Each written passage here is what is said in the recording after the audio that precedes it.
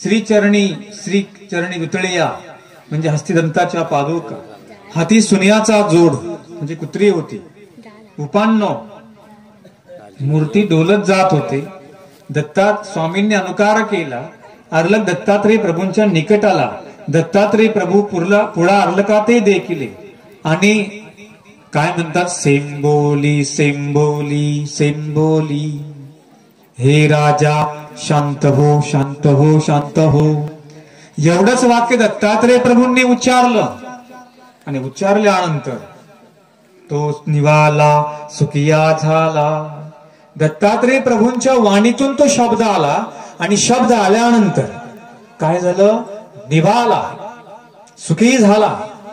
का ते अमृत वर्षणी. दत्तात्रय प्रभूंची जी वाणी होती अमृताचा वर्षाव करणारी होती. एकदम त्याला बरं वाटायला लागलं, त्याला सुख वाटायला लागलं, सगळं दुःख विसरून गेला आणि देवासमोर तिथे आता बसलेला आहे. शब्दामध्ये ताकद कोणाच्या असते, ज्ञानियाच्या. शब्द ताकद कोणाच्या असते, जो तपस्वी आहे त्याच्या. ही वाणी परमेश्वराची होती. लगेच तो शांत झाला.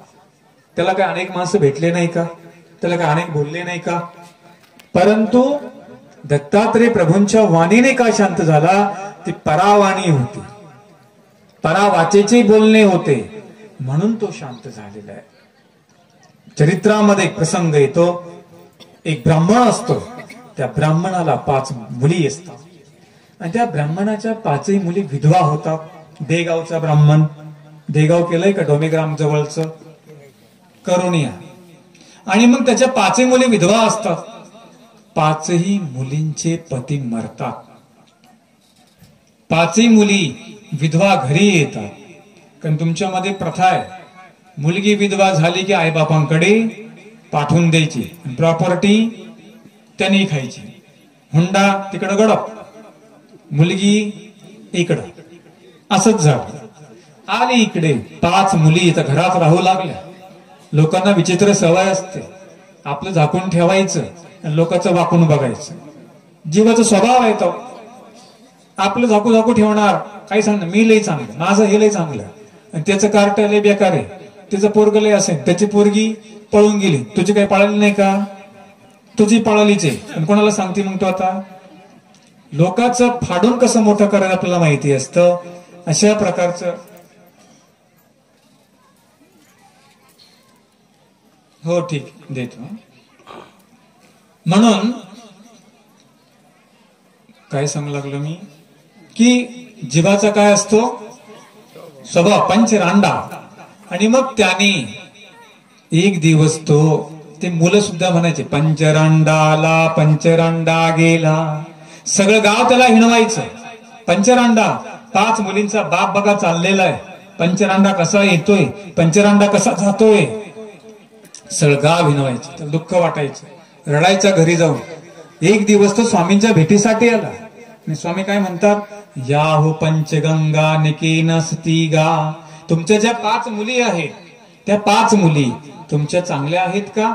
आणि मग त्याला बरं वाटलं. निवाला देवाजवळ बसला. का, ते परावाचीची बोलणे होते. म्हणून जर एखादा दुःखिस्त झाला असेल, जर आपण त्याला गोडीने बोललं तर काय होईल, त्याला बरं वाटेल की नाही.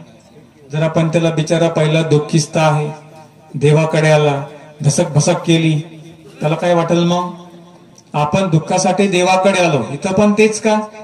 म्हणून प्रेमाने आणि गोडीने मात्र आपण त्यांना बोललं पाहिजे. हे सुद्धा दत्तात्रय प्रभूंची आम्हाला शिकवण आहे. शंभोले म्हटल्यावर तो राजा शांत झाला.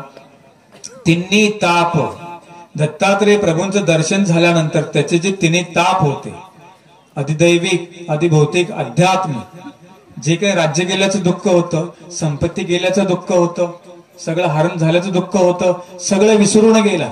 देवाजवळ तो आता राहू लागला. आणि मग राहत असताना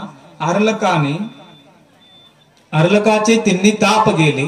महादाईसा म्हणते, ज्याप्रमाणे अर्लकाचे तिन्ही ताप गेले त्याचप्रमाणे आता स्वामी सुद्धा आम्हाला जे निरूपण करतात, आम्हाला सुद्धा खूप बरं वाटतं. आम्ही सगळं दुःख विसरून जातो, कारण की महादाईचा सुद्धा ह्या यांना वैधव्य आलेलं होतं.